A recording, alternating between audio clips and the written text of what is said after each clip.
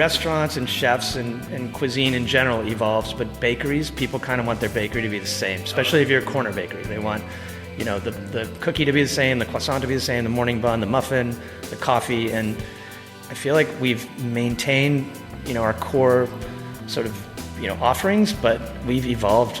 I think we're doing our best work now.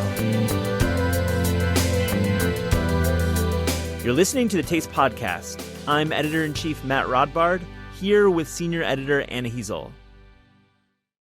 On today's show, we have quite the lineup. 3 people, 3 interviews. We have Chad Robertson, the co-owner of Tartine Bakery and Manufactory in San Francisco. And now Los Angeles. He gave me a tour of his massive manufactory in downtown, and after the tour, he showed me some ovens. He showed me these massive mixers. We went to their conference room, and we talked about Tartine, especially the move to South Korea. That was really interesting. And just some of these early day stories of baking bread in his backyard. Love Chad Robertson. What a cool interview. Also on this episode, Ed Levine, the founder of Serious Eats. I've probably been reading Serious Eats since college. Oh, I've been reading at least a decade. Serious Eats is influential in the media industry.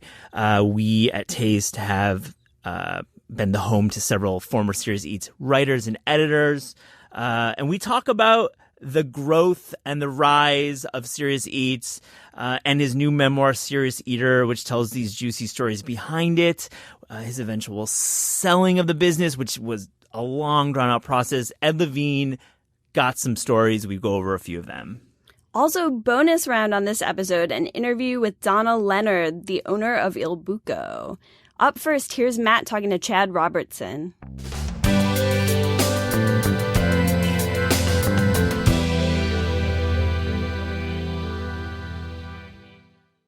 Chad Robertson, thank you for joining the Taste Podcast. Really a pleasure to be here. So happy to be in Los Angeles at your new, what do you call it, a complex? Do you call it a lab? Boy, that's a good question. We were kind of calling it a campus, but it's the Manufactory. Tell me first off, what drew you to Los Angeles? I think we're downtown at the Row. There's a lot of, we're a block away from the largest vegetable market in America. That's pretty cool. What drew you to Los Angeles in this location? I grew up in Texas. I've been in San Francisco since the mid '90s. So I've been in California for quite a while. I hadn't spent a lot of time in LA, not for any reason, just because I wasn't really coming to LA. I was going to New York when I was leaving San Francisco, and really it was when we started to entertain the idea of working with Blue Bottle. I started to come down to LA and really see. I always knew LA was a big, amazing, diverse city, diverse in every way, art, culture, people, food, everything. But then I really started to, once we stopped the thing with Blue Bottle, I still sort of had this, my tooth set for coming down to LA. You just knew the city spoke to you and the community here spoke to you. It's super inspiring, Again, so many aspects of LA are very, very inspiring. It's a much larger city than San Francisco. When I go to San Francisco now, I feel like I'm kind of going back to my small town.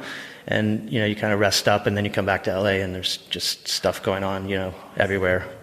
I wanted to talk to you about creative process a little bit because I think this place is full of ideas. It's just bursting with ideas, be it your bread program, your coffee roasting, pastry.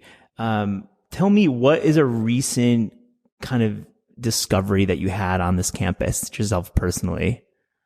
Boy, it's hard to pinpoint one thing because there's so much going on. There's so many teams here. It's stuff. It's like rediscovering a lot of things, stuff that we've done in the past, but I haven't done in a while. Like our fermentation chef here is starting to make all these different kombuchas for cocktails and non-alcoholic drinks as well, like turmeric and celery and all that stuff. We're playing around with different grains. All of our flours milled fresh every 10 days up in Washington State and shipped to us in super sacks. And so, just working with lots of different grains and then building these menus. We have an all-day menu. We have breakfast, lunch, and dinner. We have a market menu. We're about to open a dinner-only restaurant in 2 weeks. So it's hard for me to pinpoint one Are you thing. tasting fermentation? Are you tasting from Chris Bianco, his new restaurant, all the time? How do you? Everything, yeah. We had a tasting last week. We have another tasting on Wednesday.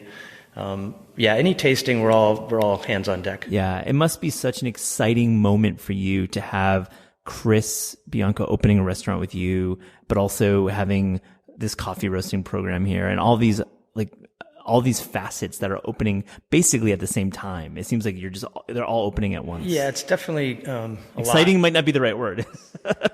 It's overwhelming. It's crazy for sure. I would say without this specific team we have, it wouldn't be possible. Everyone's sort of stretched to their limit, but we're all still standing. And yeah, as far as Chris Bianco goes, he's one of my best friends. I've known him for 25 years. And initially, the idea was for us to do our thing and then invite Chris to have a restaurant.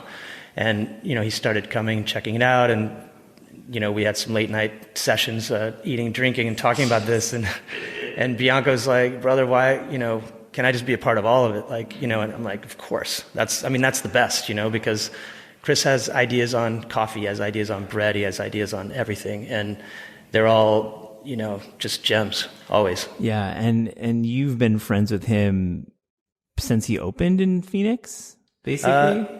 I think a little bit after that, but, he visited me. I met him because I was baking in a backyard north of San Francisco in Marshall, California, on Tomales Bay at Alan Scott's house. I was living there and baking in the backyard and selling bread, illegal bread to Bolinas, to the People's Store. And they didn't care about certification or anything, so that worked out. And Chris was also illegally selling mozzarella around where he was, so we sort of both started out selling illicit, food, handmade food. Yeah. But he was visiting so he could see this wood-fired oven because Alan Scott, the gentleman whose house we lived in, is a Tasmanian blacksmith, adventurer. He did all kinds of amazing things in his lifetime, but he became very renowned for building these beautiful wood-fired ovens in Northern California, and then he published plans, and his ovens are all over the world now. But that Chris was coming to visit and see that oven, and I was the guy that was in the backyard baking. Take me back to that moment when you were baking in the backyard, and just like, what was your day to day like? Were you waking up early to bake the bread, like the typical baker schedule? Yeah, Alan had an Asti roller, stone mill back then. A lot of people use them now. They're great. I was waking up. I was tempering the whole grain, kamut, and all that stuff back then. That was like 1995, 94, 95. Yeah. And I was tempering the grain, totally by hand, just sprinkling water in 2 days before and turning it, and then milling the grain fresh, and then mixing. Yeah, I would get up at like 3 or 4 and fire the oven, and then try to get the bread to the stores by mid-morning or something like that. How much were you doing? What was your quantity per day? I mean, it was as much as I could fit in the kitchen in the oven. It was probably like 60 loaves. It wasn't much. It was kind of how everyone starts out, 50, 60 loaves. And then by the time Alan gave us our first seed money to build the original bakery and Point Reyes Station on the corner there. And the whole, artist community built the oven for us. We built it with no permit, and we got slapped with a fine of like $100. So it all worked out. Tell me, speaking of getting started, it seems like we're having a moment now with bread baking. There's always been moments with your books and with your journalism and with your restaurants. People have always talked to you about baking bread. That said, it seems like there's a meme almost with bread baking. A lot of actually men, it seems like, are baking more than ever. Do you feel this at all? Are you getting hit up on your social media channels about your bread recipes? Yeah, for sure more people are making bread. I could just say anecdotally, like when we opened the bakery in San Francisco, for the first 10 years, no one else really opened a bakery. And then now people are baking all over, and people are opening all day. And, it's a model that I think people see that it's worked for us, but also it's kind of a model that is, you kind of have to be working and selling stuff all day to pay the rent, pay even something approaching a living wage now. So it's kind of, the industry's changing, and more, people are baking bread in-house and baked goods, and then, lunch and dinner. What about for the home cook too? Because I think there's a level of the home cook as well who is baking bread more and more. Home cooks for sure. And on the like gender thing, for sure, guys are baking a lot of bread, but I would say that became a little bit of a thing because we're based originally in the Bay Area, And there was definitely a group of like Silicon Valley, tech people that got really into it, and a couple of stories were written. But in my personal experience, all over the world, and just in Tartine, we have more women than men on our bread team too. And then the other funny thing that I've noticed, and I don't know if this is true across the board. Obviously, it's not, but guys tend to sort of get more sort of hung up on really specific things that might not be too significant. Like, what if it's 1 degree or 2 degrees colder or warmer? And I feel like women bakers just kind of go for it, And I found that difference. Like, women are a little more just kind of dive in and make bread.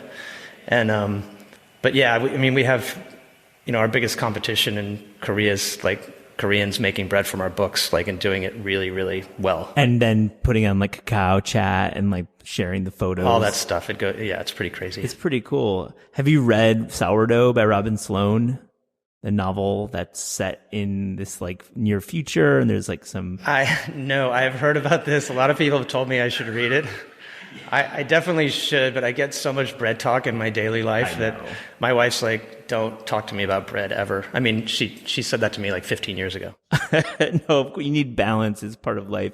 I recommend reading it. It might be too close to home a little bit, but it's definitely a riot at points, and I think it's a great biting satire. Yeah, no, I will. Which is, it makes people grow, right? Satire is part of our world. 100%.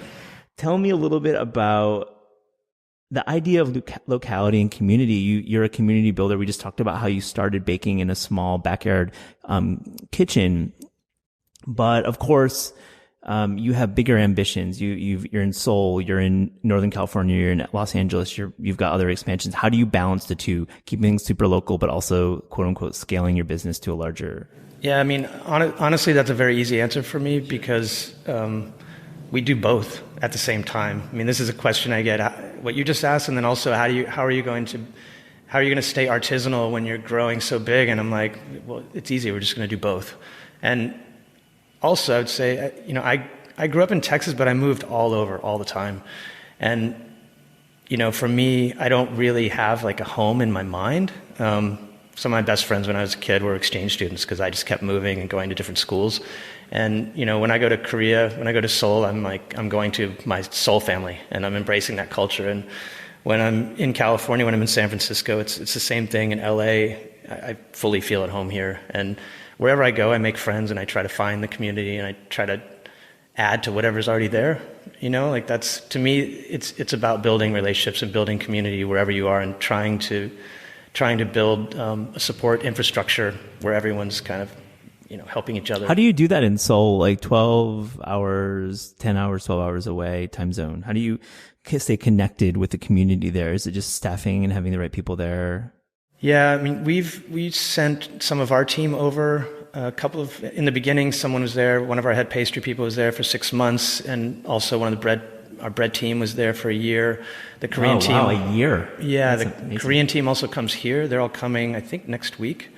And a big part, and it costs money, and it's a commitment, time and resources. But for us, when I told my partners, I'm ready to expand, but this is the way I want to do it. I want to make sure that it's a full-on exchange of people and relationships and ideas. Like, it's a business where we'll make some money at some point, I hope. But really, for me, this part's much more about learning, from different cultures and bringing inspiration. Like, I'm really excited about bringing some of our Tartine-style Korean pastries to LA because we have the largest Korean population outside of Seoul here in Los Angeles. What's the difference in terms of pastry style? I know it's probably less sweet than American palate.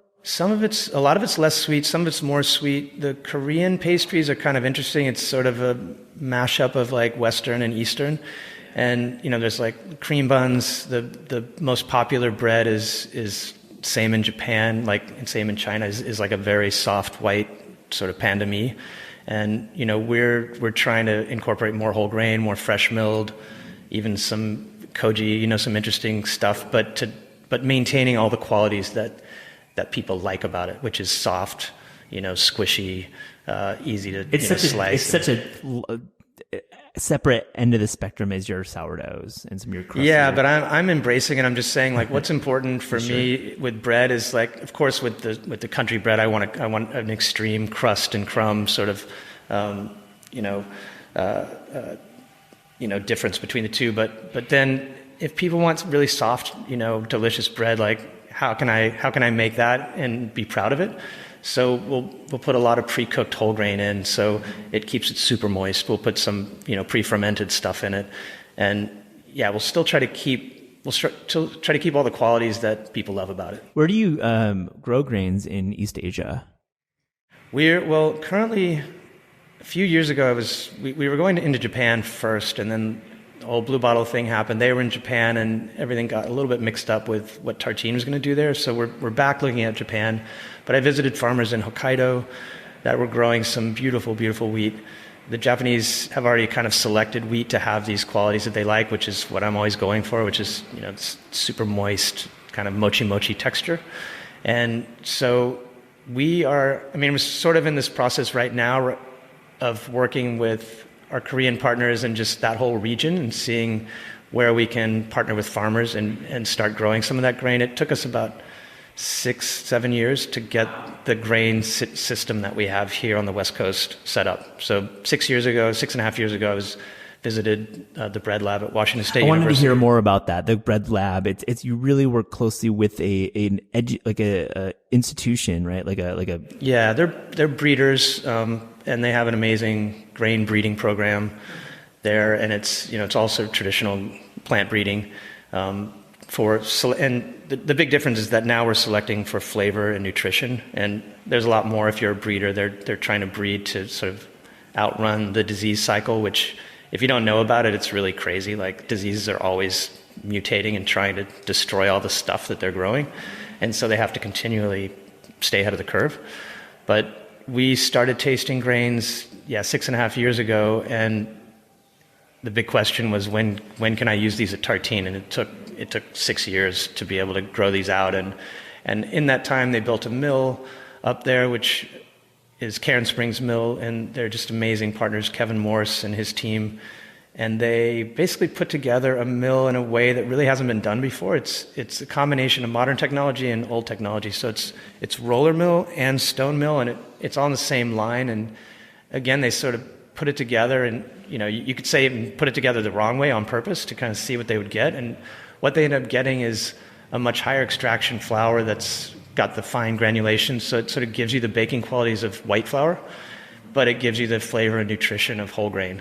This was like a really innovative breakthrough in terms of the genetics of these plants. Genetics, yes, and then also the milling. So the milling is part of it. There's fresh milling, but then there's the way that these mills are the way the grain is being ground through them is just like our white flour now is type 85 about. So if whole grain is 100%, white flour is typically 55% of the grain.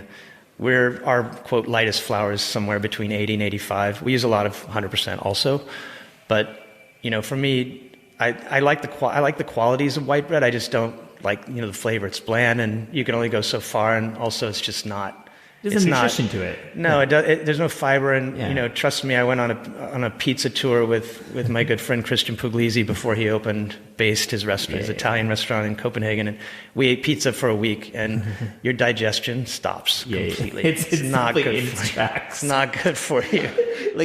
You can have 16 green smoothies in it, and it will not help you out after a pizza crawl. I've been there. I'm a food writer, so there you go. Yeah, so the pizza we make here has a ton of whole grain in it, but we haven't really advertised that yet because we want people to just like it for what it is, and then we'll spring it on them later. Well, isn't it kind of there's been a little bit of chatter about it's not pizza, it's a flatbread here?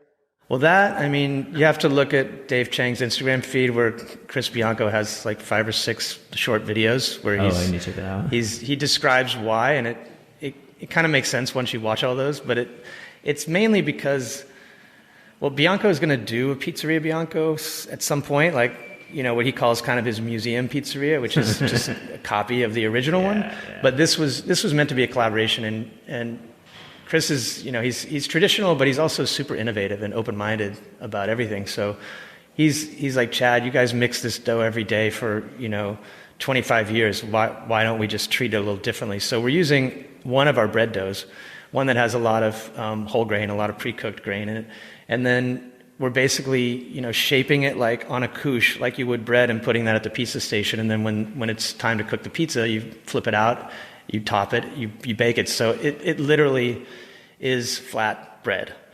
But as Bianco says in one of those videos, he's like, it's not everybody's pizza, but it is everybody's flat bread. So.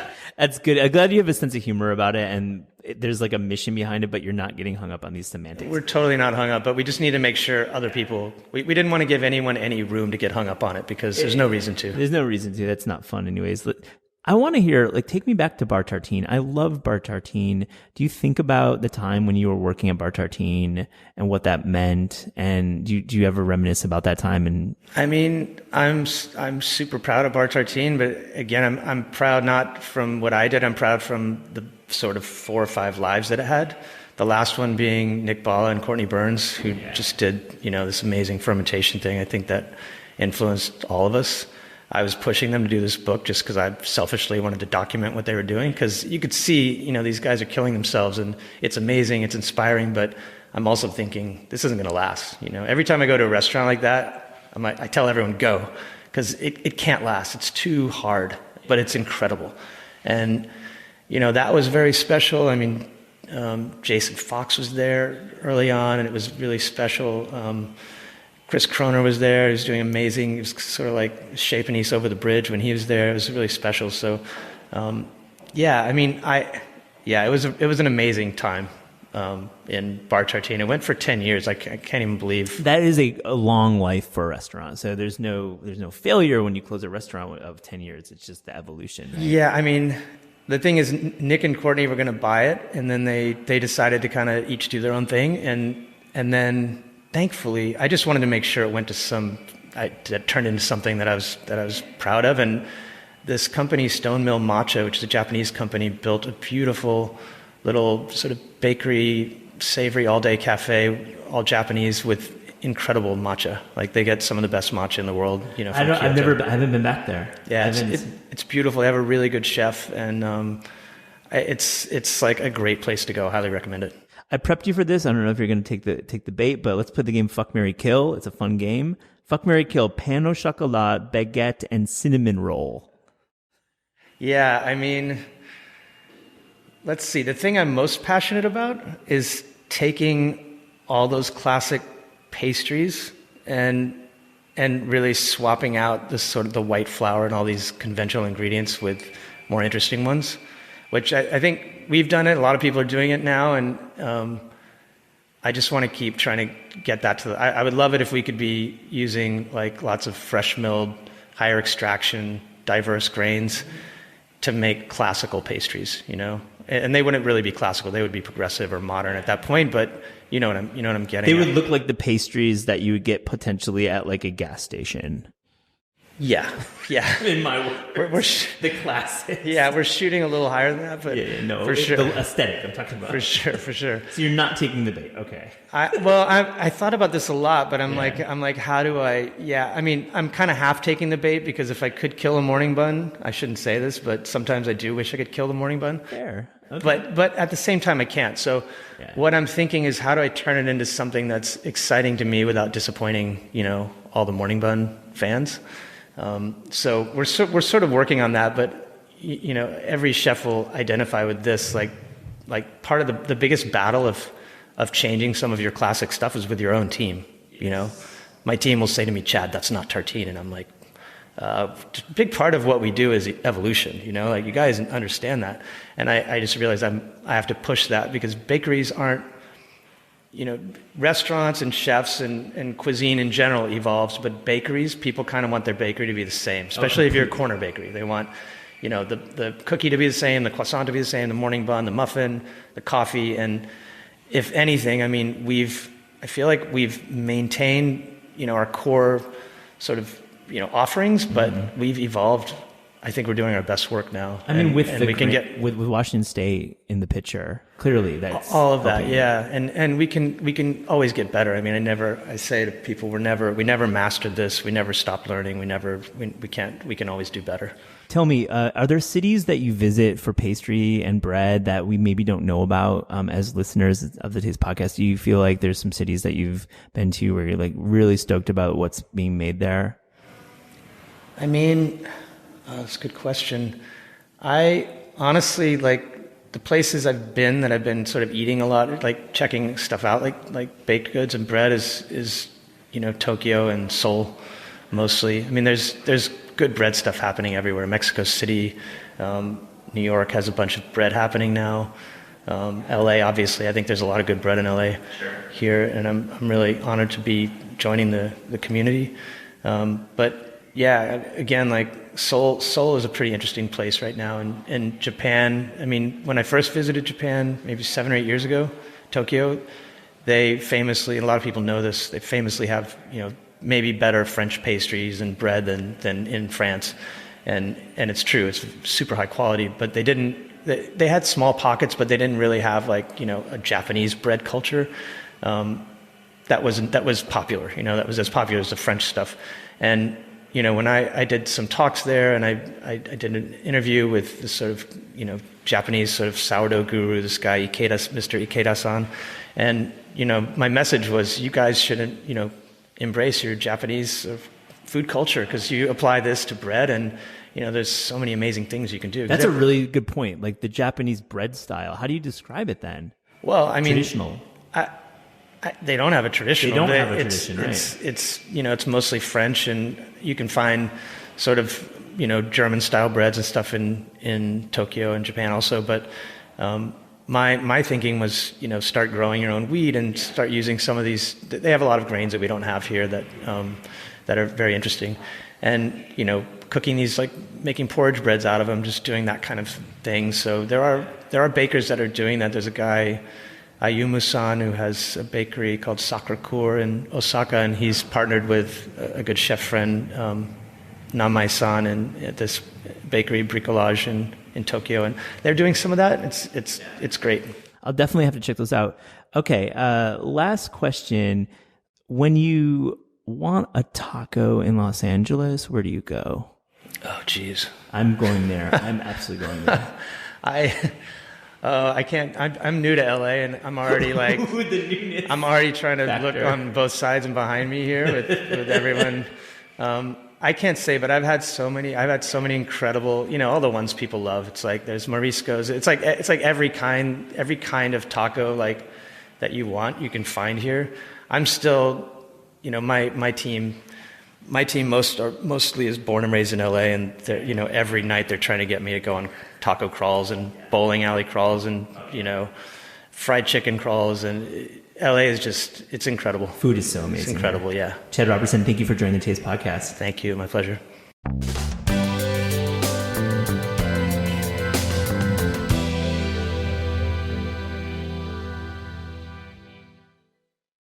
Here's Matt in conversation with Ed Levine, the founder of Serious Eats.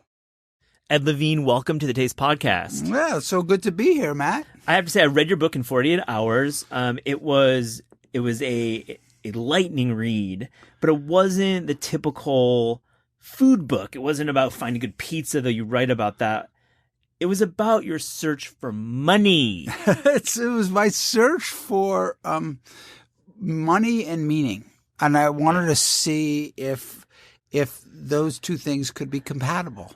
And so that was really the impetus for starting Serious Eats and what the story my editor wanted me to tell. So yes, it was, of course, when you think about it, the idea that you would start a food blog in 2005 as a vehicle for financial security is beyond ludicrous. Yeah. So, but if you imbue every conversation you have with as much passion as enthusiasm as I did, I actually convinced some people that might happen. You did. You convinced a whole team, and many of them have written for Taste. Yeah. And they're friends of ours, and and we will get into the history of Serious Eats, but really the book, I just want to be clear from the start. It's a great read.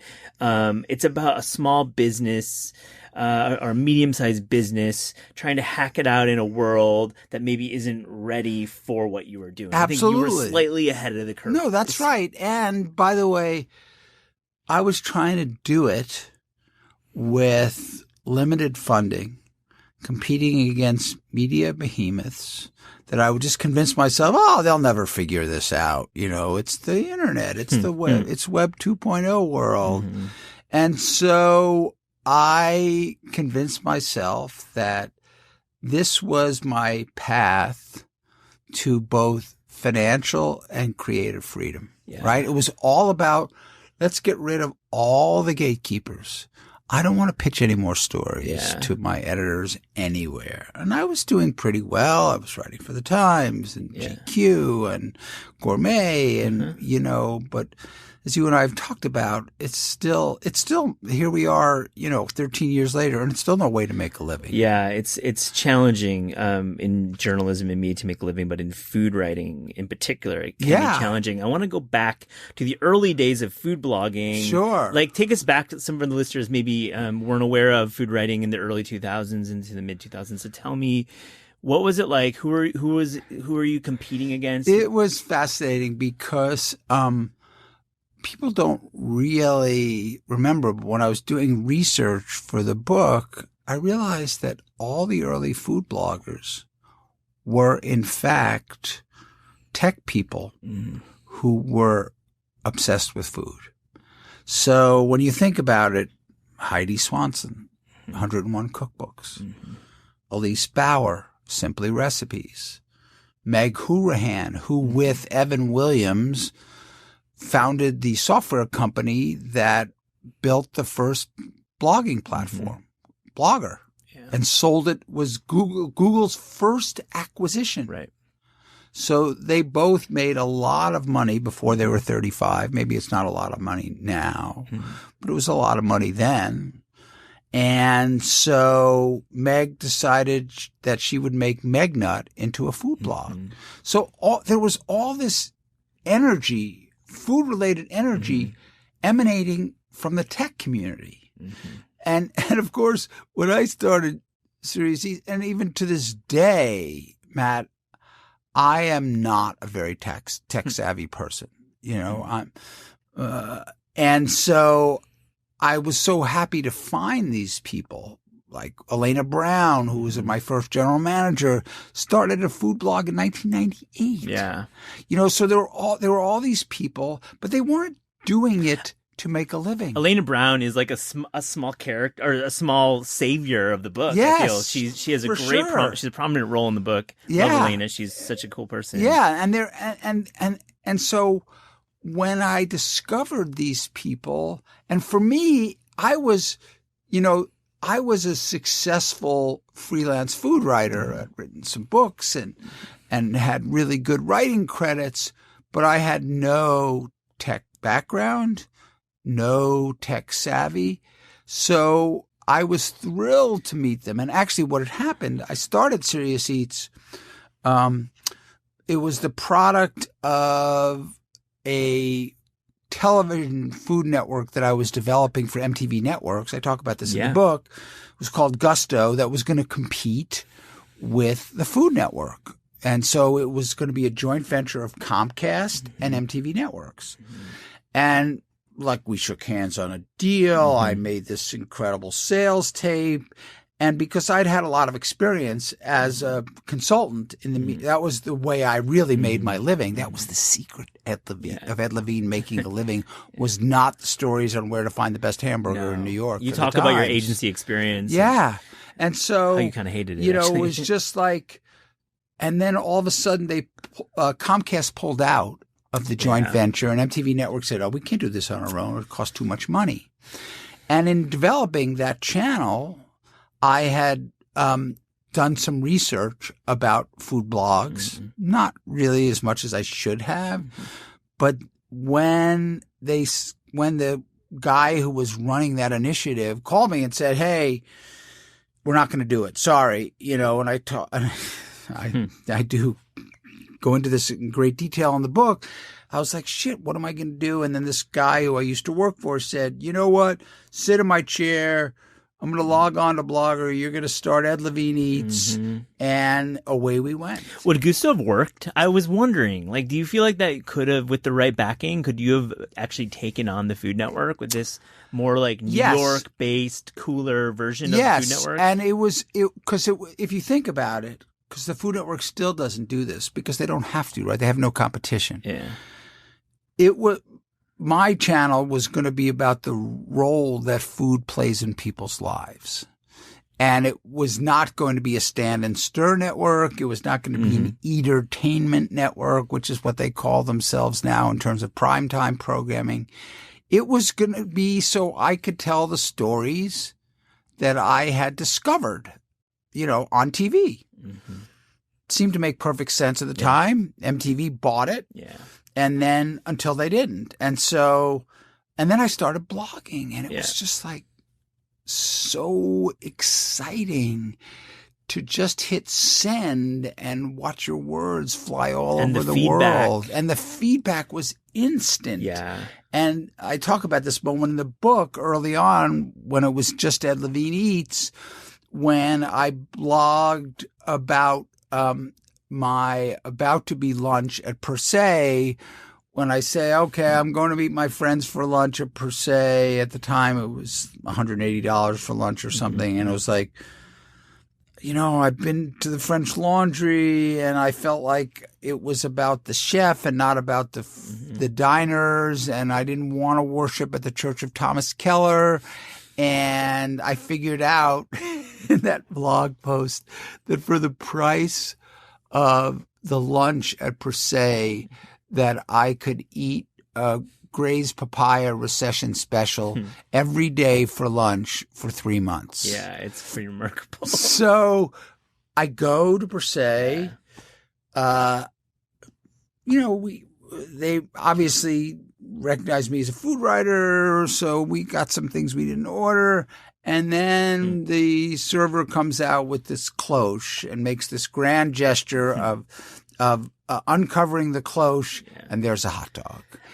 And so it's like, wow. So they were reading it. I mean, this is early days. Yes, and I'm sure somebody just put, the publicist put a Google alert on Thomas Keller's name. And so once I saw the power, if you combine the power of the internet with the freedom, with no distribution costs, where my distribution was just as powerful as Condé Nast, right? It was a great leveler. The internet, when it went back then in 2005, 2006, and really the big companies didn't know what to do because they didn't want to. Remember, they didn't want to kill the goose that was laying the golden eggs. Right? Printed pages, print pages. Yeah. That was a great business. Amazing business in the late 90s into the mid 2000s until you got to the great 2008. And so I just depended on the fact that they wouldn't get it. But there were so many things that I got wrong. It was still, and that's a good segue, it still was really tough to hack it out because you still needed scale, you needed traffic. But as a long-term reader of Serious Eats, I never really saw the clickbait. No. You never went to clickbait. No, I never went to clickbait because... Which probably prevented you from making some money. Yes. And it probably did. People would say, what's your SEO strategy? And we were growing really fast. Yeah. And my SEO strategy was we publish good shit and I hope that people find it. Yep. And so, no, we didn't. We tried reblogging, but we never here's two kittens lapping up milk, or covering fast food in a way that was just superficial. Right. So that was the whole thing.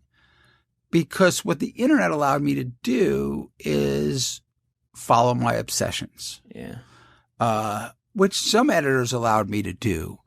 And so when I looked for people to hire, that's what I looked for first and foremost. So it was like Kenji Lopez-Alt. He's obsessed, you know. He was writing about like a yeah. hamburger story, right? That became a viral absolutely, hit. yeah. Max Falkowitz, Aaron Zimmer, all these people that have written books and write for you. Some of them write for you now, and it's and what I could give them, if I could give them a staff job, that would be great. And you know, but what I could really offer them was creative freedom. Yeah. And so that was the most powerful magnet, I think, for Serious Eats. And also turned out that I was pretty good at spotting talent early on. And so, you know, we grew in ways that I didn't imagine growing, right? What it became, of course, you know, I mean, in the book, I talk about this great pivot to recipes, right? Because I'd never written a recipe in my life, right? And at first I was just like, okay, you know, we'll publish 5 recipes and post 5 times about a cookbook. Right. And, you know, the publishers will love it because it's great promotion. And we built a pretty big audience pretty quickly. Yeah. And so it was one of these things where, but we didn't really have the same, you know, people knew when they, you know, I always say my goal with any writer I hire is like, I want people to know after the first sentence or two who it is. I want, you know, I didn't want to put people through the sausage grinder voice thing, you know, which the food magazines did, like Food and Wine or whatever. Yeah, like that uniform voice that when you write freelance for any of these publications, you get the copy back and it's exactly. like this weird, it's barely recognizable. Yeah. So I was like, no, if you share my values, because it was a values-driven site and a values-driven company, then, you know, let it roll, baby. Yeah. And it was magic. Let's talk about that chapter 14 title, The Great Slow Pivot to Recipes, because you were known as like a more dining out publication and spotting and foods around the world on location, but then you switched to home cooking, which is a big focus here at Taste. So I wanted to talk to you about it. What really, I know that there was like a learning curve there, but really what were you seeing right away that people wanted to read about home cooking on the internet? Well, it's interesting. So I didn't think we were going to ever have recipes beyond what were called cook the books. And then I had breakfast one day. Meg Hourahan set me up with Nick Denton. It's in the book. Founder of Gawker. And, you know, a true, whatever you think of Gawker, he was smart as hell. Digital visionary and savant for sure. Digital visionary for sure. So he's like, first of all, he says, I've looked at your site. The site was like 3 months old. I'm sure it sucked. And he's, you know, looks nice. And he goes, but I've heard about you. You're too nice. And he said, I didn't see any gossip on the blog. And it's like, not my jam. Yeah. You know, it's just like, it's not to say that somebody should write about who's sleeping with who in the, you know, or having sex in the walk-in, but not going to be me. Or the openings and closings. Yeah, exactly. And so he goes, okay. So he's sort of processing this and it's like, what makes this guy tick? And then he goes, what about recipes?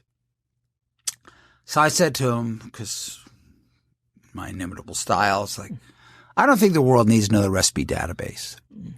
He pulls out his phone. How many recipe searches are there a month, do you think? I don't know, Nick. This is how ignorant I was. It's like, I never thought about it, which is mind-boggling, right? So he looks it up. The first thing that comes up on Google is like, I don't remember what it was, like 20 million. Yeah. So he starts to laugh. If I were you, I'd figure out a way to do recipes Serious Eats style. Yeah. And he had no interest in food. In fact, he was an investor. I think he was an early investor in Eater. Because a lot of the brass, Locke was the editor. Yeah. When Locke launched Eater with Ben Leventhal and that woman, I forgot her name. I think I've only met her once. Locke was still working at Gawker. Yeah. He was still the editorial director or whatever it was. Yeah. And so I was like, okay, but I don't write recipes. What am I going to do? And, the cookbooks were reasonably successful, but you couldn't hang your hat on it, right? Because it was just an expanded version of what newspapers were doing. Yeah, we right? Yeah, that's a tough type of content. Cooking through a book, it doesn't have a very strong point of view. So Kenji had written a couple of burger reviews for Adam Kuban, who was my first managing editor. And I was like, wow, man, this guy is a great writer and what a fantastic voice he has. And I don't even know why I said this, Matt, but we had lunch and I'm like, because I said, let's get together for lunch. I want you to do more stuff for us. Mm-hmm. I mean, I was paying him $25 a story. Mm-hmm. Which was like as much as you could pay, right? It wasn't like I was taking a helicopter to the Hamptons. It was like I didn't have any money. Because that number now is like a pretty crazy number, and it's not equitable, and we'd push back on that number. Sure. But back in the day, $25 for a story kind of worked. Yes, and it wasn't 10, and it wasn't 5. It wasn't free. So I said to him, Kenji, because he'd written this piece about the Heston Blumenthal burger, the Blumenburger, which had like 30 steps and a zillion ingredients. And I was just like, wow, he's so smart. He makes all these pop cultural references and like he just needs to be here. And so I said, I've always been interested in someone writing a food science column. And his face lit up, And so it's like, wow, like I've always wanted I've always wanted to write a food science column. Because he went to MIT, right? Yeah, and he went to MIT. His father's a famous professor. At Harvard Medical School, and I knew some of this, but not all of it. Yeah. And so I was like, and then he wrote I think his first piece was How to Boil an Egg, and oh man, I was like, and the Serious Eats community, even though I didn't know if they were going to be interested, they were like, this is the coolest thing because ever. It went back to the idea that a lot of people in the food blogging world were from the tech world and were from the world of science. And it was really a unique point of view, Kenji's Food Lab column for Absolutely. you. Really cool. It was unusual sort of, I used to call it The Simpsons meets Harold McGee. Yeah. And with recipes. Yeah, plenty of recipes. And he was funny and smart, and he took you. I say in the book, and he says in the foreword, which I loved that he wrote for the book. I wanted everything on Serious Eats to be story driven. So, and Kenji's a great storyteller, and he takes his readers on a journey. So once I saw how people were responding and I thought about, okay, Kenji's giving us a recipe strategy. I got the guy to do it. So it's like, and then I said, maybe you want to be our recipe czar because when I look over recipes, either from books or whatever or other contributors, like, I don't know what to look at. Yeah. So the recipes work, though. I mean, you gained audience through recipes, and more so than the actual service pieces. And the like where to eat out and where to dine out in XYZ and service city. pieces, as you know, having a lot of experience, are by their nature local. Sure. Unless you have an unlimited amount of money to do a story on the best pizzas in travel. In America. But so the recipes were had universal appeal, potentially at least. And then, so that was the slow pivot, but once we pivoted, we really pivoted. We really did. Because, look, you take other people's money. And I just said this to my editor at lunch, it's like, what I couldn't admit, Matt, was that I was taking other people's money. They were all friends and family, no institutional money. So I could have my dream job.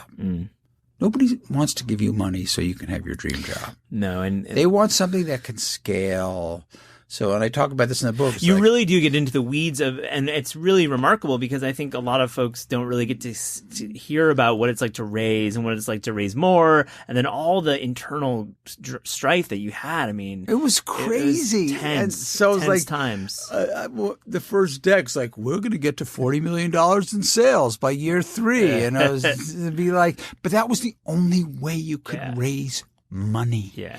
Nobody, if you said, okay, we'll get to $750,000 and you'll make a little bit of money in 15 years down the road. No, people want a return. Which is just going to get on my own soapbox a bit. I think VC-backed media, Taste is not VC-backed media, is tricky. And when you try to scale media, media is more about like positive EBITDA, like really just making money every quarter, a slow growth.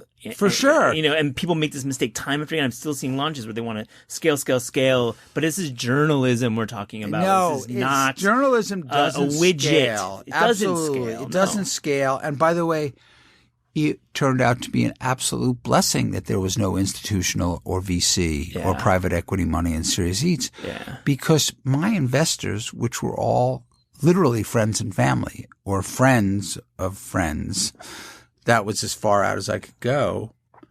Look, we were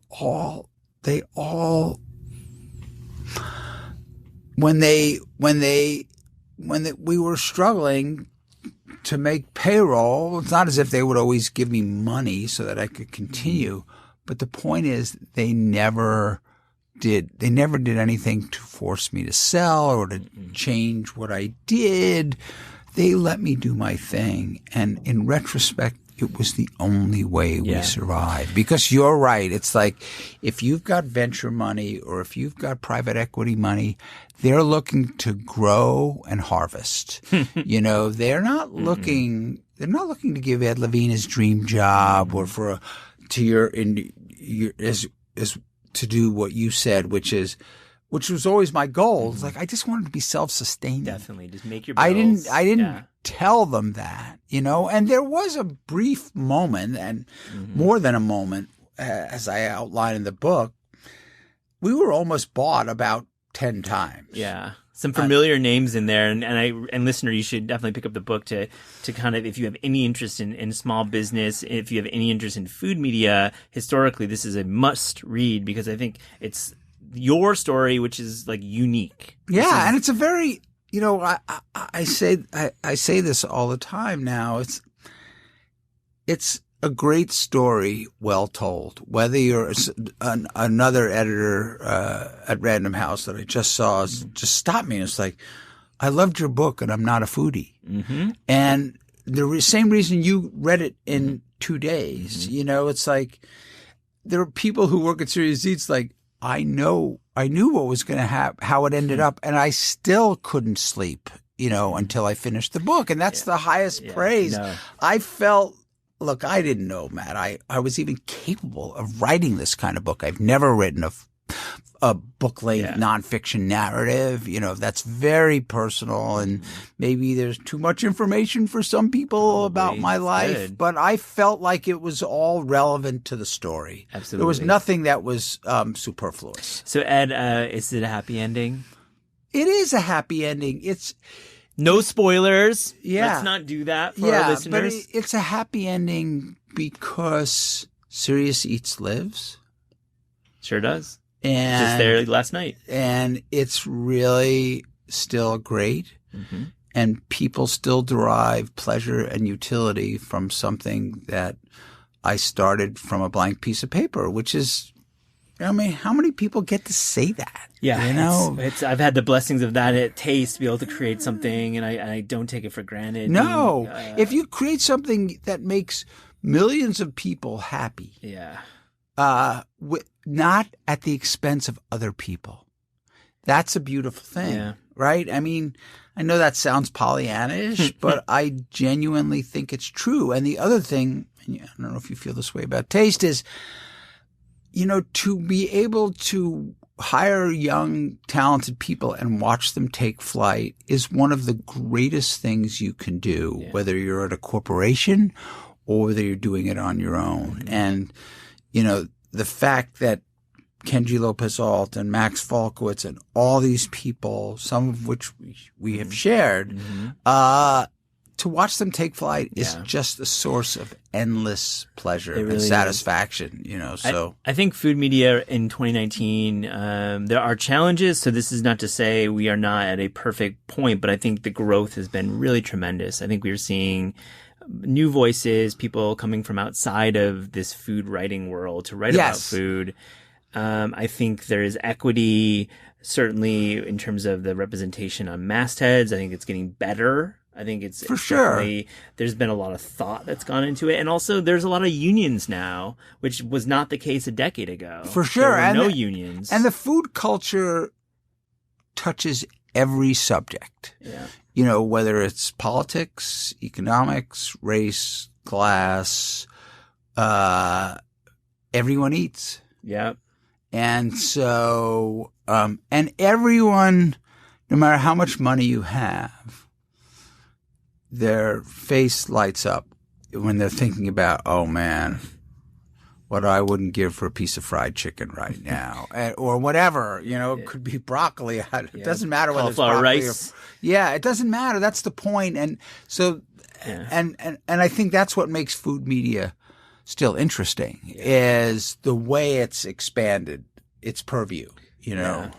I have to ask you, Ed, about some of your favorite New York City spots because honestly, we kind of glossed over your early career, but you were really well known for spotting these outer borough restaurants. Yes. And a couple categories in particular, I think you have a lot of strength at, which is pizza, and burgers. So just right on the spot, I'm putting you on the spot. So 2 favorite pizzas and 2 favorite burgers in New York. The funny thing is that when I wrote my first book about New York City food, non-restaurant food, it's called New York Eats, came out in 1992 and makes people laugh now is that the first people that wrote about the book were like, Ed Levine went to Brooklyn to eat.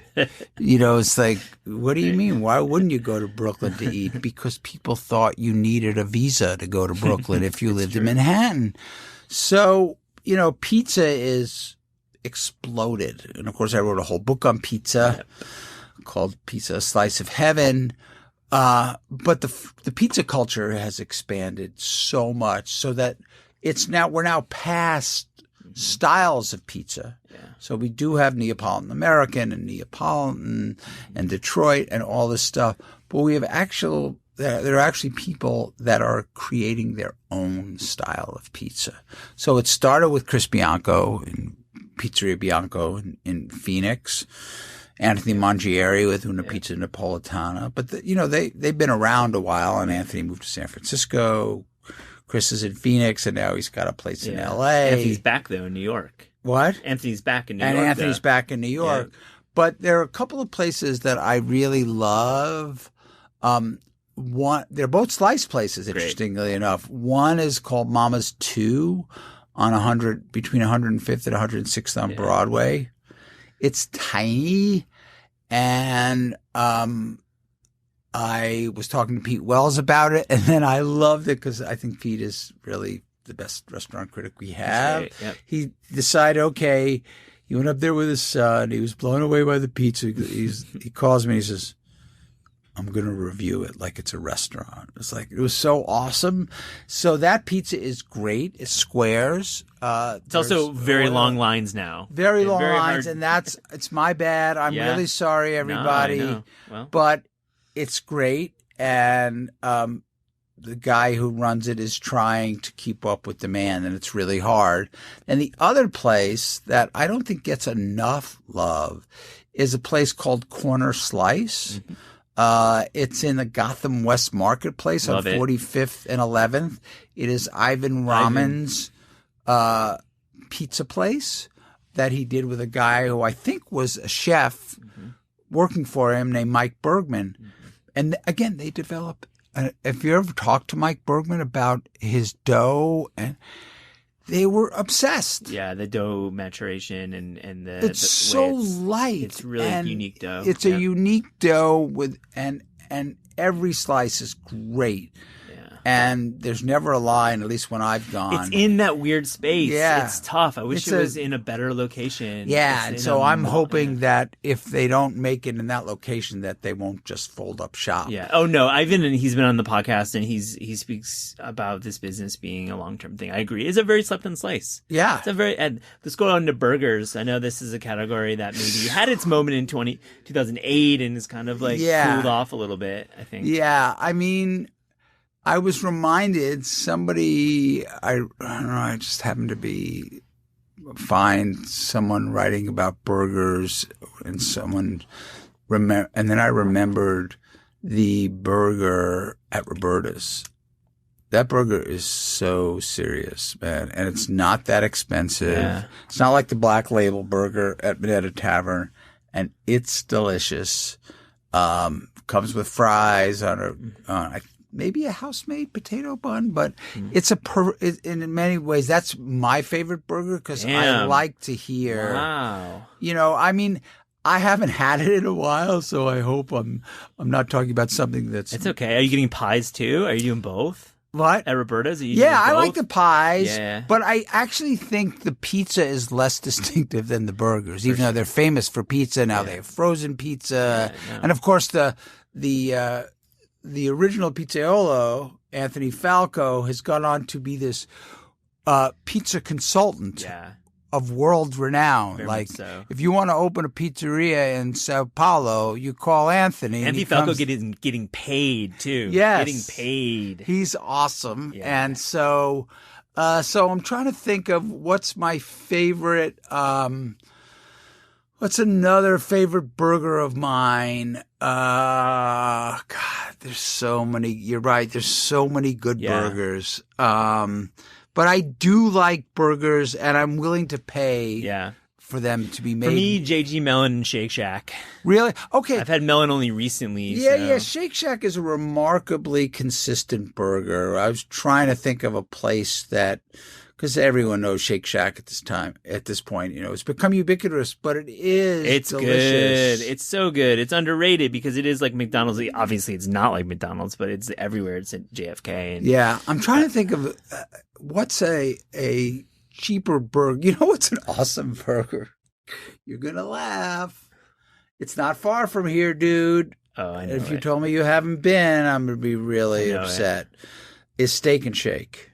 Oh, God, I thought you were going to say Parker Meridian. No. Which is right down the street.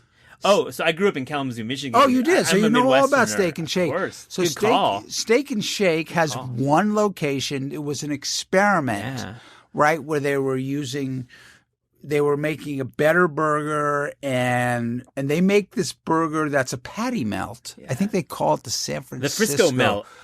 100%. I used to go to the Maple Hill Mall. I used to watch movies when I was like 14, and we used to go get the Frisco melt. The Frisco melt rocks, dude. So good. It does, and nobody knows that place. It's right next to the Ed Sullivan Theater, where I guess Stephen Colbert is now recording his show, and. It's an amazing burger, and nobody writes about it. Thank you for taking us to that place, that happy place, which is Shake Shack. Yeah, it's awesome. And dude, you work 2 blocks from there. I know. It's a little embarrassing, Matt, that you grew up in Kalamazoo on that burger. I know. And you're less than 100 yards away. Yeah, we're near Times Square. I feel like Ed, I cook my lunches. You do? I bring my lunches from home. Yeah, I mean, it's like save some money. Yeah, and also for sure. just it's a great reason to cook every week. Is like I'm gonna do some meal prep. Yeah, but you're right. I need to go there. I want to ask you. Yeah, we ask all of our guests on the Taste Podcast. Yeah, if you were to be given unlimited resources, unlimited time, what would your dream book project be? It's a weird thing, and I know this is going to sound, I didn't know it at the time. This turned out to be my dream book project. When I first started it, I thought it was going to be a prescriptive business book, and then I was like, Ed, that's a joke. As my wife said, the subtitle would be How Not to Start a Business, but it's not just because I got to tell my story, because what I love about this book is that it's both a cautionary tale and I hope an inspirational one. Mm-hmm. And so to be able to write a book like that people can read and will be captivated by, that they can actually take away something from. It's not that I'm not giving them a roadmap to starting a business. It's a cautionary tale more than anything. Yes, exactly. Yeah, no but in the end, I wanted to communicate that you can do this. It doesn't mean that it's going to be easy. In fact, it means that it's going to be really hard. It's not going to be a linear process. You're going to have you're going to enjoy the highest highs and endure the lowest lows, often in the same day, you know? Yeah. And here's the thing, whether it's a food business or not, most of the businesses you read about in media are LinkedIn, or I just read about Slack's public offering. It's like that's 1/10 of 1/10 of 1%. And then you read about the $100 million flame outs. That's 1/10 of 1/10 of 1% in the other direction.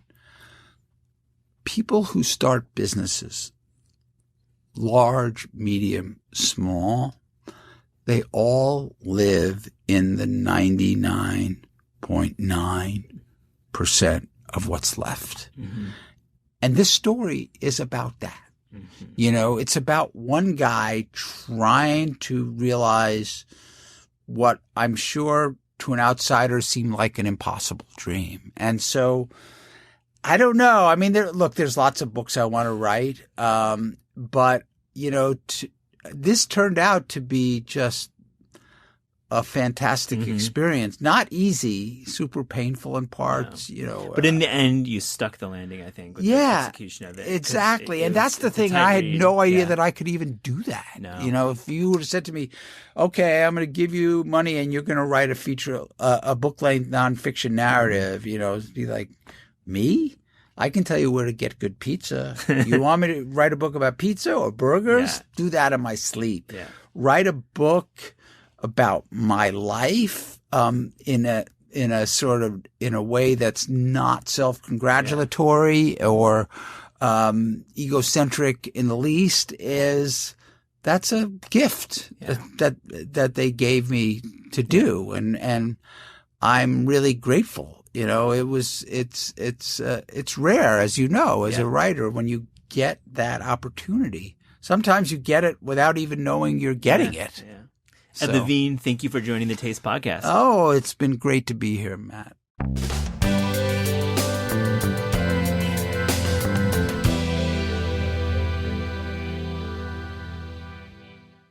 Here's Matt with Donna Leonard. Donna Leonard, thank you for joining the Taste Podcast. Thank you for having me. I'm really excited to talk to you. You've owned a restaurant and operated a restaurant in New York City since 1994. Let's just take a pause, and that is a remarkable amount of time to run a restaurant in the most difficult city to run a restaurant in. Agreed. I mean, 1994, let's talk about your neighborhood. It was very different. Crack vials on the sidewalk, you know, artisan residents, lots of parking lots. Empty spaces. Which are now all completely filled. Real artists. Beautiful condos, very modern, you know, fancy condos. Yeah. It's NoHo, right? We'll call it? It's NoHo. And NoHo. It's officially NoHo. It's officially NoHo and considered an artist destination. There's a lot of artist lofts there. Tell me a little bit about how you found the space, because I think that's a really cool story, and how you decided to open a restaurant, because it wasn't a traditional opening. No, not at all. You know, at that point, I was collecting antiques with my crazy Italian partner, Alberto. I had been through a kind of crazy personal tragedy a couple years before, and my life went into turnaround. I lost my fiance, and I was working on producing his screenplay that I eventually put down for a while when all this happened. But I went to work as a bartender at Arqua in between while I was working on his screenplay.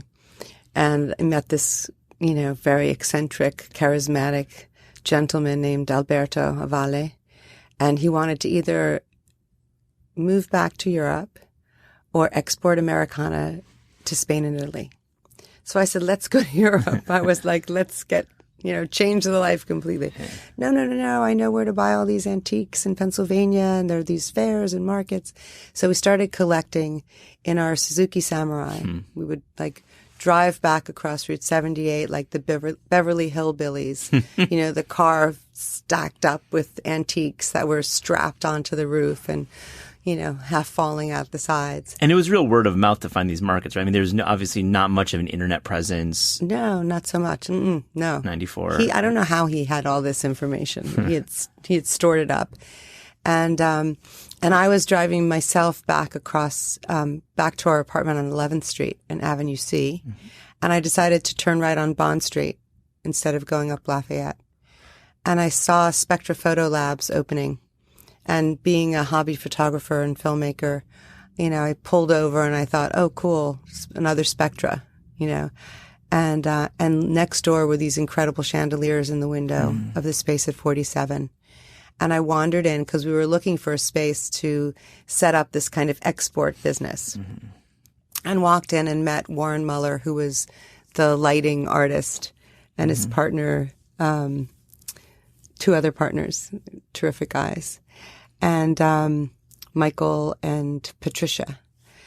And it turned out they knew Alberto, and they were in dispute with their landlord, and they wanted to rent out the back room of their space. They were in dispute with the landlord about the rent, and they were raising the rent from $1,750 a month to $2,000. How many square? It's like 2,000 square feet. 2,000 square feet. So, whoa, those numbers are interesting. Very. Those were the days. Those were the days. 2,000 for 2,000 in NoHo. So I brought Alberto in the next day, and he was like, if I can't make money on this, 2,000 a month, I'm going home. Fair. Yeah, Fair absolutely. assessment, yeah. So they decided they were going to move back within like a month. They decided they were going to move back to Philly because they owned a building in Philadelphia. And they gave our name to the landlord. We struck a deal for $2,100 a month for a 10-year lease. I think there was a little bump up after 5 years to $3,000 or something like that. And we went upstate. We went, kind of northeast Pennsylvania, and met up with with a couple who we'd been purchasing a number of things from, and they were storing our big pieces because they didn't fit in our apartment anymore. And did some auctions and went to some sales and to different antique stores, filled 2 17-foot trucks with antiques, and came back and scraped the paint off the floor and painted the walls and opened this store. And said, okay, we're going to apply for a wine and beer license. Okay, so right away you were like, I need this to be a place for people to hang out in addition to sell these antiques. There was a little genius vision behind Alberto, always. He was always plotting. He always had 1,000,001 ideas. Was that just to get people in the shop to buy antiques? Yeah. Just strictly foot traffic? We'll get a wine and beer license. We'll serve little snacks. We'll have wine, a beautiful little boutique list of wine, just enough to complement the food because you can't drink without eating, and da-da-da-da-da. So we set everything up, and our wine and beer license arrived, dated his 40th birthday. We invited our landlords for this incredible lunch that he prepared in the back little kitchen that we had. Was there gas? No. I didn't Electric think so. Susie Homemaker stove. Figured, yeah. Industrial sink for the ceramic artists, and a refrigerator, and that was it in the back room. And made this lunch. They were so bowled over by what we had done with the space that they agreed to give us an eating and drinking go-ahead without changing the rent. And that's what we did. And that's how Buco was born. That was how Buco was born. It's an amazing story. Tell me a little bit about your first customers. Who were some of the folks coming in? I mean, some of them we know as filmmakers and artists. Some of them are maybe more anonymous. But you really started generating a crowd, a scene, and which has remained to this day. Il Buco is a place we were joking about. It's a safe space for people of a lot of artists and people in fashion and media. But who are these first customers? Oh boy. I mean, Chuck Close forever, John Darien, Glenn O'Brien, even Matt Damon early days, Liev Schreiber, so many, Jill Platner, incredible artist. See Lieb at the restaurants a lot just now, today. I've seen him there. Inez and Vinut, just so many people. Just was, Harvey Keitel, I mean, since the early days, just incredible. And people would just come and hang out and, be anonymous. And Donna, this is really to your credit. You are a host, but you tell us a little bit about why this clientele. How did you make everyone feel welcome?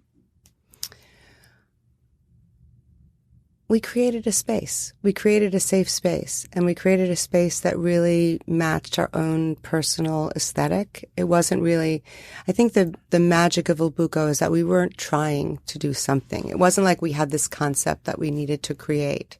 Alberto walked into that space after I drove across the cobblestones that fateful day, and he said, this space has it. It has this special energy. And I think we just followed the energy of the space, and we put in the things that we loved, and we created a space that really was comfortable for us, and people came in, and the idea was the people who get this are going to be our clientele. They're going to come. And tell us a little bit about the food. What were you serving once? I'm sure you expanded a little bit from the Absolutely. Electric stove, but what kind of food were you serving there? Well, first of all, the edict was, this will not be a restaurant. Yeah, sure. From Alberto. We sat down with our wine distributors. We had, Dan Lerner from Skurnik, and we had Tyson Tinsley from, he was at Martin Scott in those days, and, few little boutique distribution companies. They were small then. And sat them all down to lunch, and Alberto just proclaimed that we would never be a restaurant, that this was going to be a wine bar with little tapas. And he was the opening chef. So untrained chef, but incredible cook. So we'd go to Union Square and pick up, soak some chickpeas and make a little chickpea salad and little greens here. And we went to the Catskills to a smokehouse, and we ordered smoked meat. And we went up to Great Barrington, where we'd been antiquing, and found this incredible smokehouse called Merrimack. And we sent, FedEx and refrigerated, boxes our smoked fish. And then a little gamba salsal in the beginning. Maybe we picked up some angulas. We shipped them in I think we got them from this guy, Yosu Ugarte in Stratford, Connecticut, this Basque guy who was importing. So it was an imported bus, little things. And we had the little terracotta pots, and, we made bacalao peel once in a while. And we had our friend, Rick Lockinen, the chef at the River Cafe, would send over, a couple buckets of the house soup from the River Cafe, or every once in a while a foie gras terrine.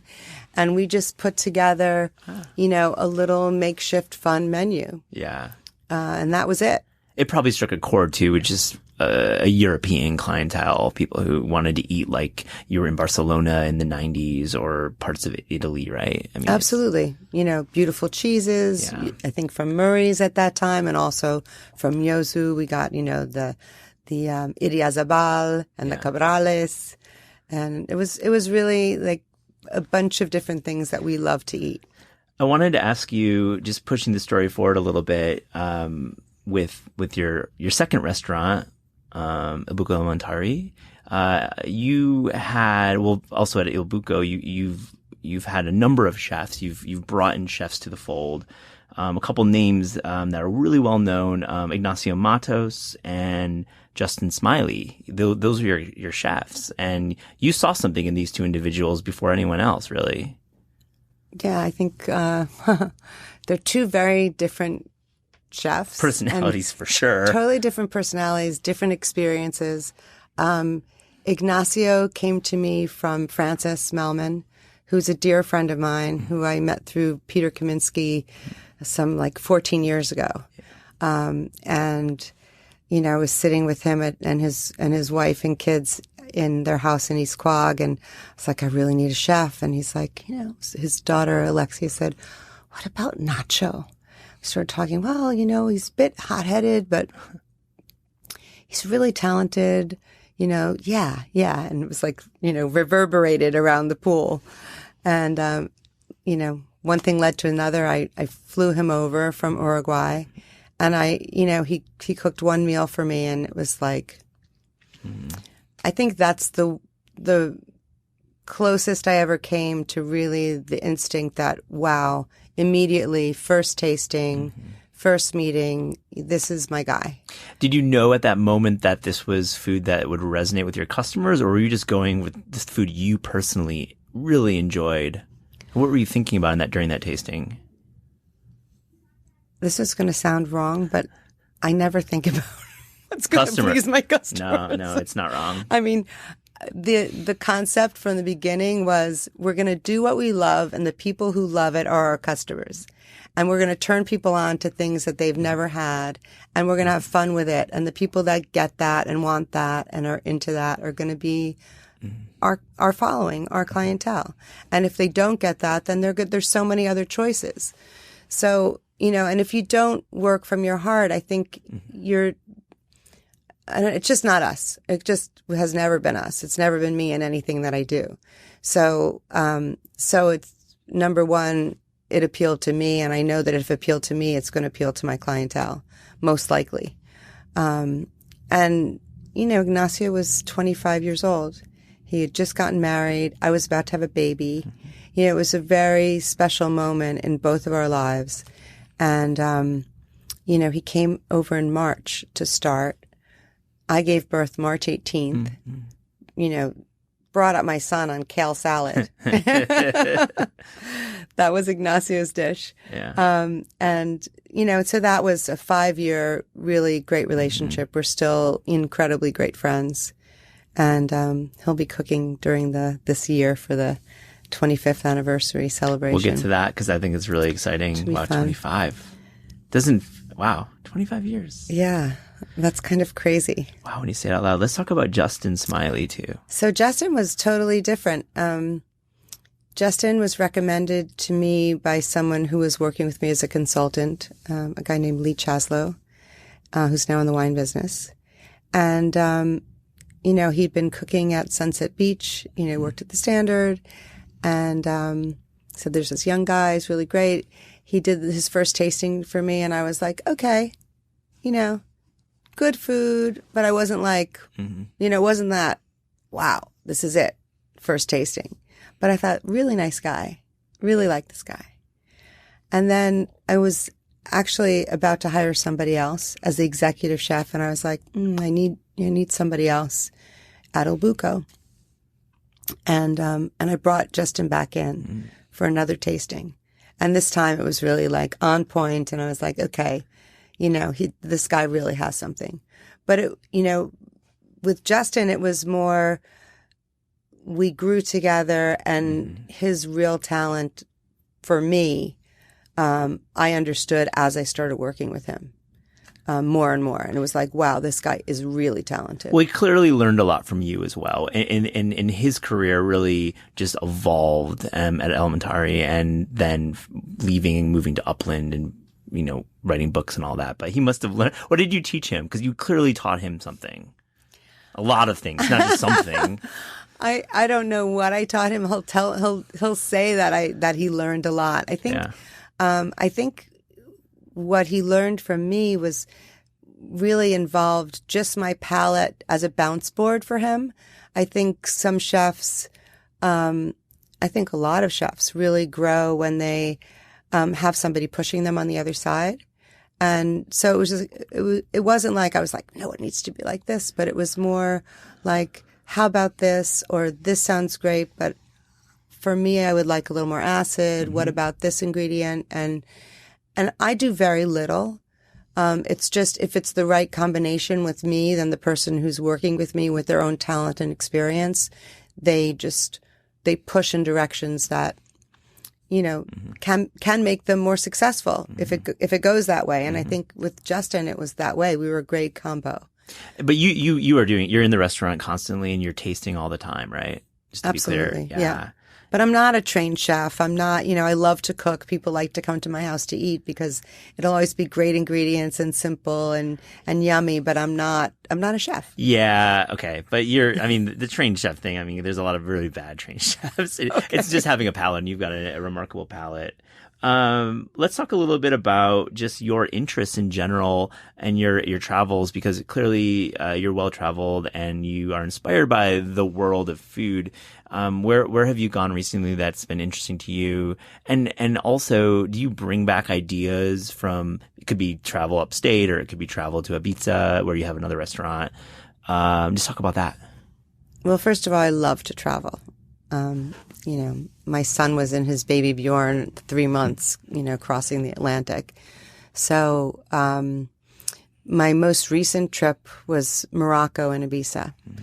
So Morocco's been on my list for quite some time, and we actually canceled a trip a few years ago when there was, some ISIS stuff going on, and my husband happened to have been in Italy at the time, and they raised the alert for Morocco, so we canceled a fully planned trip.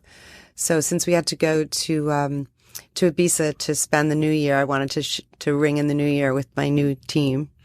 After the first year in Santa Gertrudis, I said, okay, let's take the first week and go to Morocco. We had some clients who live in Marrakesh, Ibiza clients, and invited us to spend Christmas Day with them. And we planned a trip down to the desert, and we had a great 1 week. It was short and sweet, but it was incredibly inspiring food-wise. Mm-hmm. So in answer to that question, whenever I'm traveling, I'm bringing back ideas and getting inspired by wherever I am. Oh, I love that. What's it like running a restaurant, owning a restaurant in Ibiza? I feel like there's clearly a perception, accurate or not, that it's known for a young party scene. But is that true, or is there like a side to Ibiza that maybe we don't know about? I think there are two very distinct sides to Ibiza. There is the party island side. Mm-hmm. My first trip to Ibiza was probably 6 or 7 years ago, during October, like the middle of October, when most of the restaurants were closed and certainly all the clubs were closed. And I just, I never wanted to go there because I'm not this party girl. So, that reputation was like, okay, maybe Formentera. So, had a beautiful, 10-day trip and went over to Formentera, which is absolutely exquisite. Mm-hmm. And was completely dead that time of year. There was one restaurant open on the island of Formentera. Ibiza is magical and beautiful and has an incredible energy. And I think, people go there as much for that as they do for the party time. Mm-hmm. And so the summer months can be a little bit raucous and there can be a lot of traffic on the island. But we're in the center in a little village called Santa Gertrudis, which is really far from the madding crowd, with a real year-round community, a lot of expats, a lot of locals. So it's a different side of the island. Is it a good place to own a business? Ask me next year. Yeah. The first year was, challenging. We didn't open till mid-June, so we didn't, get enough time to build momentum, but we did incredibly well. We became, I think, a little favorite of a lot of people. Got a lot of great attention, and a lot of people from New York, rediscovered us there, and people who live in Europe are like, oh, this is Il Buco, New York. So it was a great year in many ways. Financially, I think it wasn't the best. And getting through the winter now and getting ready to reopen and figuring out, employment contracts and, there's a lot of complicated issues to deal with. I love going to Spain. I did it because I love Spain. I'm looking forward to having things a little more organized in the next year or so that I can go there and just kind of kick up my feet and relax a little more. But it's a beautiful place to be any time of year. I'm sure it's not relaxing. I'm sure owning a restaurant is always there's going to be something going on. But let's talk about New York. It's just so difficult right now running restaurants here. The margins are smaller than ever. There's a lot of competition. People are incredibly distracted in the world, and food, sometimes people just don't really think about dining out. It's more about necessity. How do you mitigate these challenges with your business? Well, Il Buco Bond Street seems to be immune to anything going on in the world. I'm going to knock on some wood in this studio just because thank you. Me too. There's something about, like what Alberto said in the beginning, there's this energy here. It seems to be guided by our guardian angels. And I think Il Buco is a place where people come to seek comfort. So, when there's a tragedy, be it 9/11 or the stock market crash in 2008 or, Trump being elected, need I say, people, we were there. We were there during the election. We had an event, a party, and it was intense. It was an intense evening. But, I think, it's a local place where people come where they want to see friends and feel good and relax. And so Il Buco has its own energy that keeps it going. Alimentary is a much bigger beast, a much bigger machine, a lot more going on with production, salumi, bread, pastries for both restaurants. It's a much more, it's like the octopus with the 8 legs. There's a lot of things to control. So it's definitely more challenging financially as a model. Yeah. And we're always looking at new ways of, Give an example, because you have to create newness always. The restaurant, while incredibly consistent in my personal meals there, it still isn't the new place. It's not the Fish Cheeks place down the street that gets all the press. No diss at Fish Cheeks, but you're just not the new name place. So how do you keep people coming into a large restaurant like Alimentari? Well, you just keep working really hard. I brought in my nephew, Danny Rubin, 2 years ago. Called me up from college and said, I want to be in the restaurant business. And we whisked him off to Italy for 2 weeks over the summer. He started in June after college, and then in August, we spent 2 weeks with Alberto and Roberto and my son, Joaquin, and we traveled through central Italy and Sicily to see where the inspiration came from. And he came in and was put in charge of the Alimentari itself, the counter, and has increased the business remarkably since he arrived. So that's been a bit of a game changer. I sent him off to Ibiza to open that last summer. And, on his own, first project was, remarkable. And then came back, and now we're bringing the incredible focaccia that we're making over there. The Bottega Il Buco in Ibiza has a base as a kind of focacceria, wine bar with tinned fish from Spain and Portugal. And we do, of course, all kinds of beautiful ceviches and crudos and hot dishes and this and that. But the focaccia itself is made with an ancient grain flour from Sicily. And it's so delicious that we brought that over. And he just started making the focaccia at the Alimentari counter. Hot tip. Got to try out the focaccia at Alimentari counter. Nice. So we're just launching that. So, each thing we're looking at, maybe taking our salumi program off premise and going USDA. There's, and doing a retail component, you mean, by going USDA? Wholesale. Yeah, right. Exactly. Yeah, that's exciting. How do you celebrate 25 years then at Il Buco? What's the plan? That's our amazing anniversary for a restaurant. Well, on February 2nd, it was the anniversary of our lease signing, and we did a few days of bringing back a bunch of the old kind of tapas recipes that were on the menu for our regulars, which was actually a fun little launch. And we'll be inviting chefs who have worked over the course of the last 25 years to come in and cook, be it Ignacio or Justin or Francis Melman, who, did our 20th anniversary pig roast with us, an incredible dinner on the terrace at Alimentari.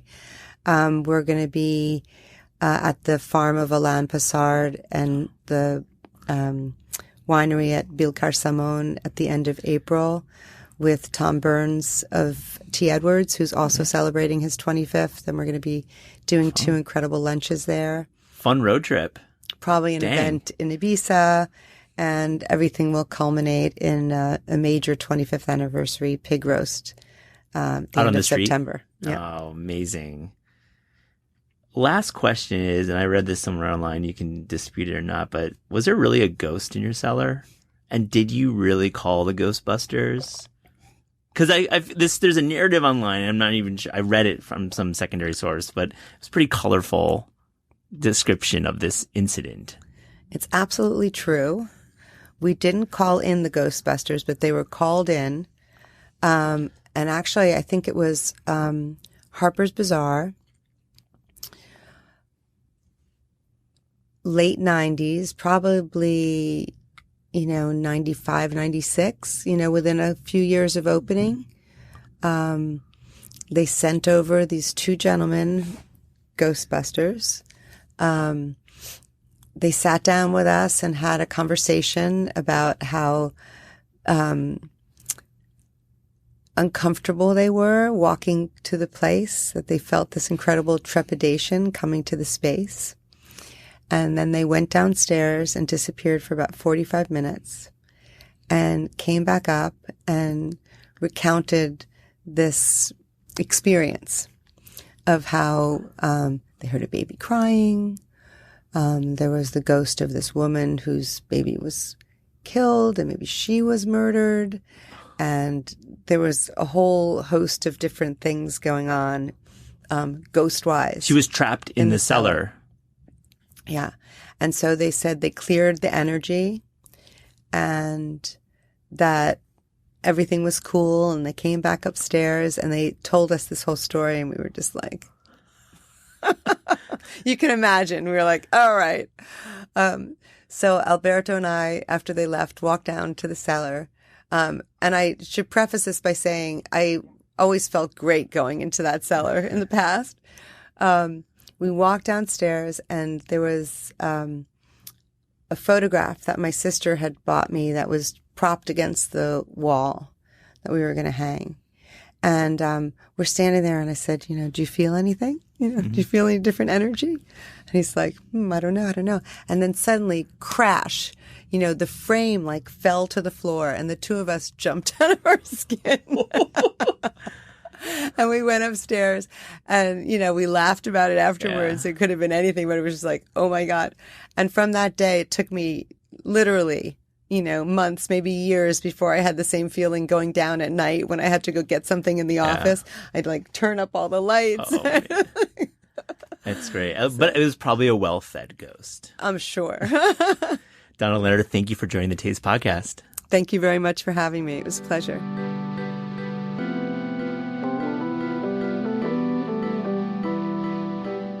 The Taste Podcast is hosted by Matt Rodbard and me, Anna Heasel. The show is produced by Gabrielle Lewis, studio recordings by Pat Stango, theme music by Steve Rydell. Interviews are recorded live at Books Are Magic in Cobble Hill, Brooklyn, and at Penguin Random House Studios in Manhattan. Visit Taste online at tastecooking.com. Thanks for listening.